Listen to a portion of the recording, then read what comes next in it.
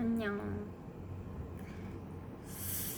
마지막으로 영상을 올린 게 아마 병원에 있을 때니까 1년 반 정도 된 것 같은데, 이제 뭐 아실 분들은 다 아시겠지만 제가 이제 곧 미국으로 가기 때문에 오늘은 뭔가 놀다 와가지고 화장도 했고 옷도 입고 해서 옷도 천사 같은 옷으로 입어가지고 뭔가 영상을 오랜만에 기념으로 찍고 싶은데 뭘 할까 고민을 하다가, 제가 어렸을 때부터, 아는 사람은 아실 텐데 어렸을 때부터 제일 좋아했던 동화책이 있어요. 제가, 이것도 아는 사람은 알겠지만, 역마살이 도져서 진짜 온 전국 글로벌하게 이사를 다녔잖아요.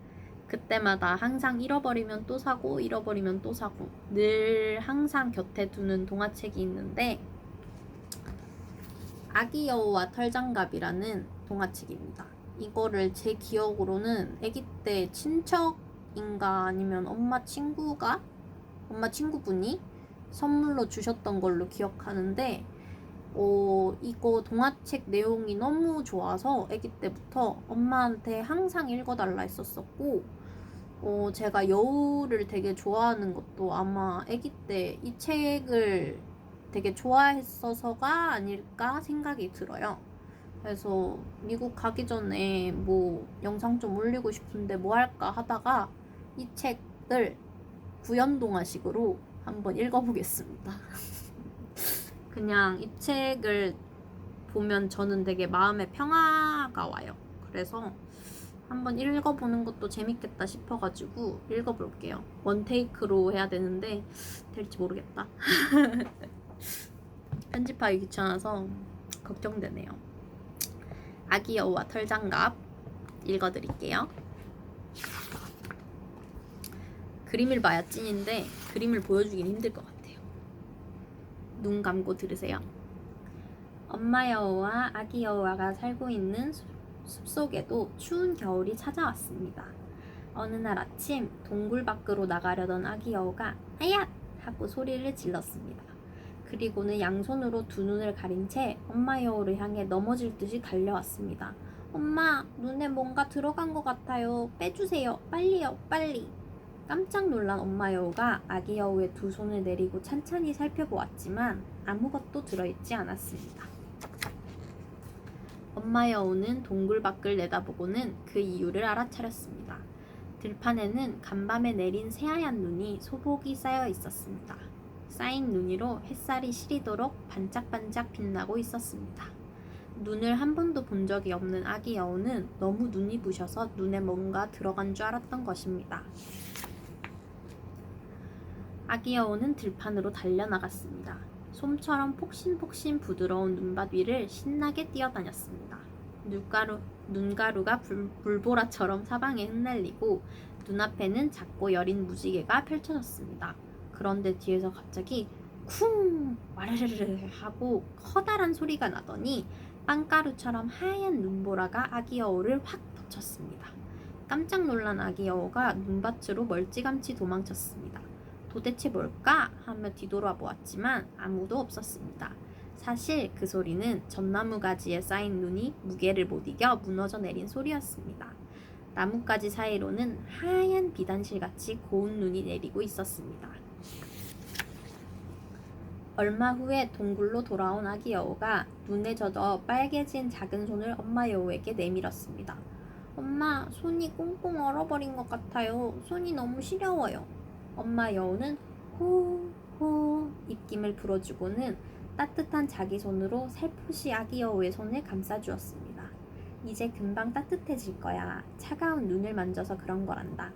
엄마 여우는 귀여운 아기 여우가 동상이라도 걸리면 큰일이겠구나 싶었어요. 밤이 되면 마을로 내려가서 아기 여우의 손에 꼭 맞는 예쁜 털장갑을 사줘야겠다고 마음먹었습니다. 어둡고 깊은 밤이 큰 보자기를 펼친 것처럼 그림자를 들이우며 초원과 숲에 내려앉았습니다.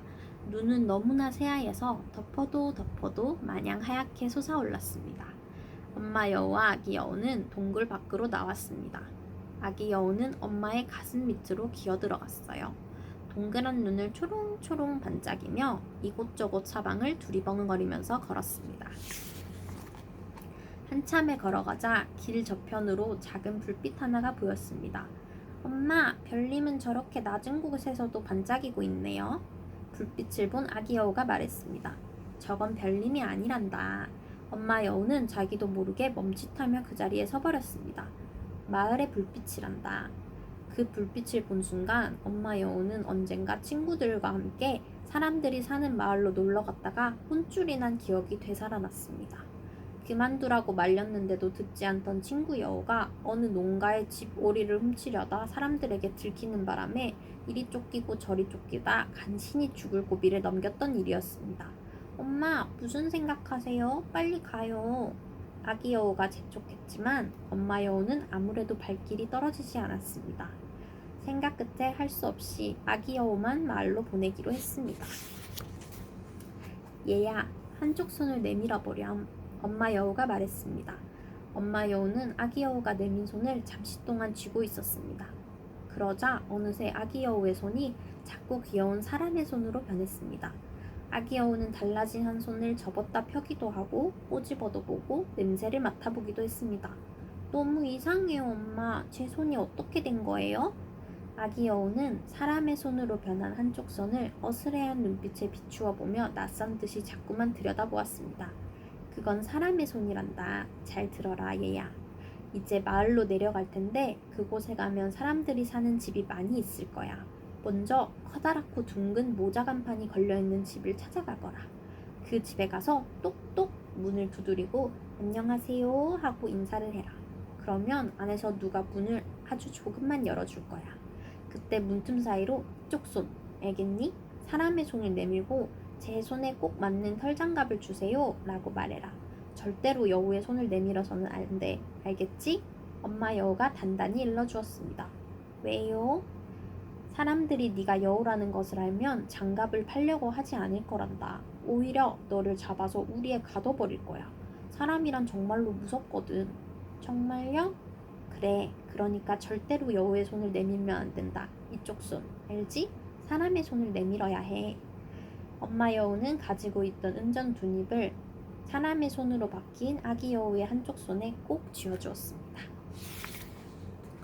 아기 여우는 마을의 불빛을 향해 어슴푸레한 눈빛 들판을 아장아장 걸어서 갔습니다. 처음에는 하나뿐이던 불빛이 2개가 되고 3개가 되고 마침내 수십 개로 늘어났습니다.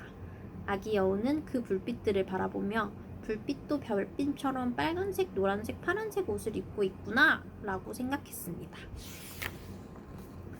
한참 만에 마을에 도착하긴 했지만 거리의 집들은 모두 문이 닫혀 있었습니다. 2층 창문에서 새어나온 따뜻한 불빛들이 새하얀 눈길을 비추고 있을 뿐이었습니다. 그런데 다행스럽게도 집집마다 간판 위에 작은 전등을 켜두었기 때문에 아기 여우는 그 불빛을 따라 모자 가게를 찾아 나섰습니다. 자전거 가게 간판, 안경 가게 간판, 그 위에도 여러 가지 모양의 간판들이 있었습니다. 어떤 것은 페인트로 갓 칠해져서 깨끗하게 단장되어 있었고 어떤 것은 낡은 벽처럼 군데군데 벗겨져 있었습니다. 마을에 처음 와본 아기 여우는 그 간판들이 무엇을 뜻하는지 도무지 알 수가 없었습니다. 드디어 모자 가게 앞에 도착했습니다.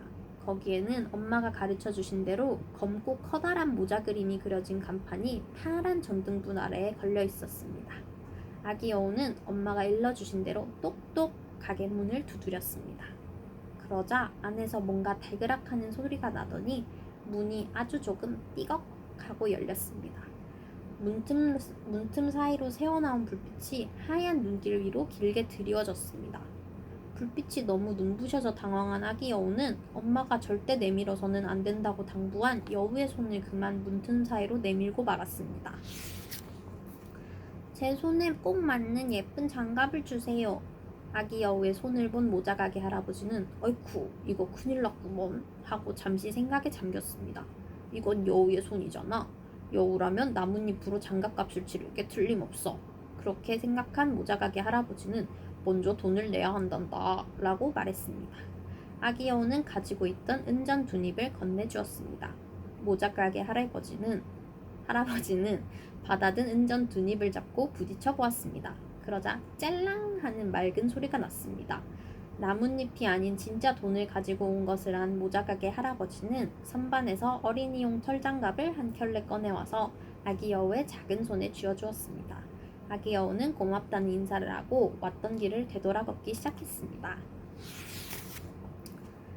엄마는 사람이란 무서운 거라고 말씀하셨지만 조금도 무섭지 않은걸? 내 손을 보고도 잡아 가두기는커녕 이렇게 예쁜 장갑을 주셨잖아. 이런 생각이 들자 아기 여우는 사람이란 도대체 어떻게 생겼을까 궁금해지기 시작했습니다.